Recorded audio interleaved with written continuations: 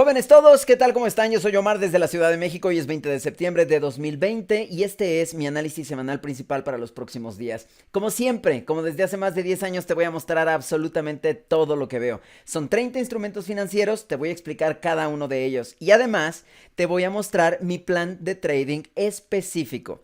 ¿Qué significa esto? Número uno, los niveles exactos en los que estoy esperando operar durante los próximos días. Para no ir más lejos, la semana pasada tuvimos 12 alternativas de trading. Fue una semana muy complicada y sin embargo, en nuestro caso, solamente 2 fueron perdidas. Número 2, lo más importante para tu aprendizaje. Te voy a explicar por qué estoy interesado en esos pares y en esos niveles y en esa dirección. Esto es, vaya, imprescindible para que algún día lo puedas hacer por tu propia cuenta y de manera consistente. Te voy a explicar los criterios técnicos fundamentales y de sentimiento que avalan a cada una de mis hipótesis de trading. Número 3. Por si fuera poco, te voy a explicar cuándo. Sí, qué tiene que pasar en los gráficos, los criterios de trading, pues, que necesito que ocurran para que yo pueda ejecutar mi plan. Esto es lo que hace un trader profesional, ni más ni menos. Elaboramos un plan a partir de un análisis sensato alimentado por todas las fuentes posibles y a lo largo de la semana lo ejecutamos al pie de la letra. Y no hasta el final de la semana, como los marqueteros embaucadores de tontos te quieren hacer creer. Que ya que ocurrió todo, te muestran lo que se supone que hicieron y lo que se supone que ganaron y cuán inteligentes se supone que son. Los traders profesionales desde el domingo sabemos lo que vamos a hacer a lo largo de la semana. Pídele a uno de estos marqueteros que te diga lo que va a hacer antes de que ocurra. Evidentemente te va a dejar de hablar.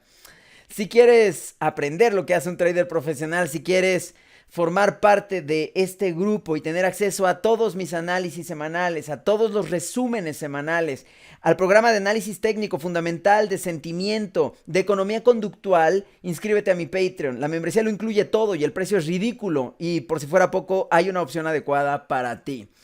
Comencemos con los Estados Unidos y con el dólar americano. Desde el principio de la semana sabíamos que iba a ser una muy complicada. Siempre lo es cuando tenemos a la Reserva Federal partiendo en dos a la semana, los miércoles. Y esta semana, por supuesto, no fue la excepción. La acción pre-Fed está embarrada de la expectativa y la acción del precio post-Fed está embarrada por la reacción típicamente animalesca e irracional del mercado hacia dicho anuncio. ¿Qué fue lo que pasó? ¿Por qué se cayó el dólar americano, pero dentro de un rango contenido en el rango de la semana pasada? ¿Qué fue lo que ocurrió? Bueno, en muy pocas palabras, la Reserva Federal nos confirmó a través de su dot plot que van a mantener su tasa de interés con esta política ZIRP, es decir, esta política de tasa de interés cercana o igual a cero, hasta 2023, al menos. Por supuesto, hay extremos dentro de la Reserva Federal. Para no ir más lejos, el señor Kashkari, que ya sabemos que así es él, pobrecito, le faltó ácido fólico en alguna época de su vida, resulta que opina, y esto nos enteramos porque el statement lo dice, opina que deberían de obtener la tasa inflacionaria mágica del 2%, por lo menos durante un año, para volver a tocar las tasas de interés. En otras palabras, Kashkari quiere subir sus tasas en el año 2143, cuando los oficiales de ese momento desechen por completo la idea de la inflación, en tanto que nunca alcanzaron ese 2% mágico. También tenemos el otro lado de la moneda, este psicópata que reside en la Reserva Federal, cuyo nombre no sabemos porque de esto nos enteramos a través del dot plot. Y recuerda que el dot plot no tiene nombres. Por cierto, el dot plot, las proyecciones y el red line están publicados en mi Patreon. Échales un ojo, son fuente de aprendizaje inagotable. Resulta que este sujeto opina que para 2023 va a haber 5 hikes. Obviamente necesita ayuda psiquiátrica y seguramente ayuna con litio. Pero sí es muy impresionante que pues se supone una persona que tiene la capacidad y los conocimientos y la experiencia para formar parte de la Reserva Federal se atreva a semejante cosa. Ahora, ya sabemos que el dot plot en las últimas emisiones se ha convertido en una especie de burla. Ya nadie le cree al dot plot. Y sin embargo, es la información que tenemos. Es la información oficial, por piedad. Es lo que tenemos para saber qué es lo que va a pasar, para explicar lo que está ocurriendo y también para especular acerca de lo que puede ocurrir.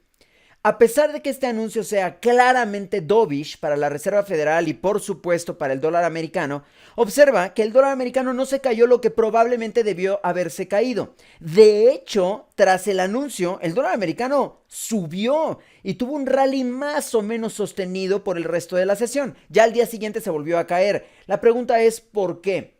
¿Por qué ocurre que no se cayó demasiado el dólar americano después de este anuncio devastador? ¿Y por qué la primera reacción fue de hecho hacia arriba? Bueno, me parece que es porque ya estaba más que asumido ese anuncio. Ya sabíamos que la Reserva Federal iba a salir con un anuncio claramente dovish y con una perspectiva acerca de su política monetaria estable por mucho tiempo. Entonces probablemente el mercado ya había vendido la noticia. Sin embargo, esto, que es lo que normalmente dicen los expertos cuando ocurre algo como esto, no es tan claro en este caso, porque si lo ves, las últimas 2 semanas el dólar americano se ha retraído. Entonces, ¿cómo es posible que esa noticia ya hubiera estado vendido? Entonces, no es tan exacta esa apreciación, no es tan preciso ese diagnóstico. ¿Qué otra razón tenemos? Te voy a decir lo que yo creo. A mí me parece que en el fondo de nuestros corazoncitos pesimistas estábamos esperando un anuncio mucho, pero mucho más dovish del que finalmente ocurrió. La verdad es que, por ejemplo, en tema de proyecciones, no pasó gran cosa. De hecho, hasta buenas noticias tenemos por ahí, específicamente en el renglón relacionado con el crecimiento.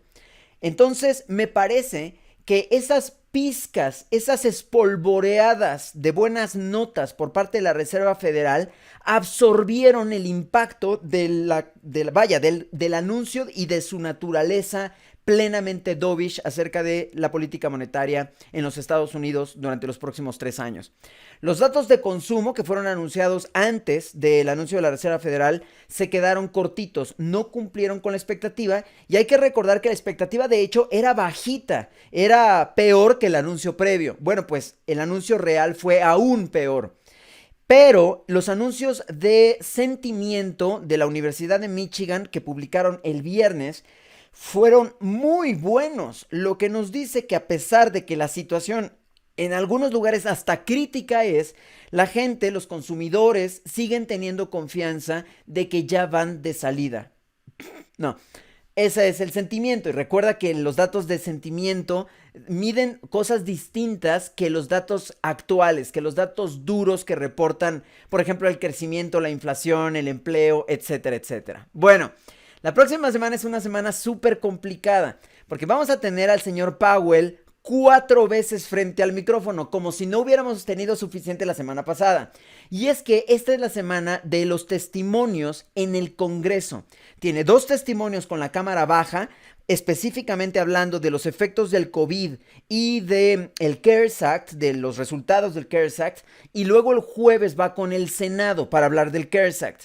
El lunes tiene otra aparición pública, no recuerdo en dónde, pero lo vamos a escuchar otra vez. Técnicamente hablando, el dólar americano todavía no llega a la resistencia semanal.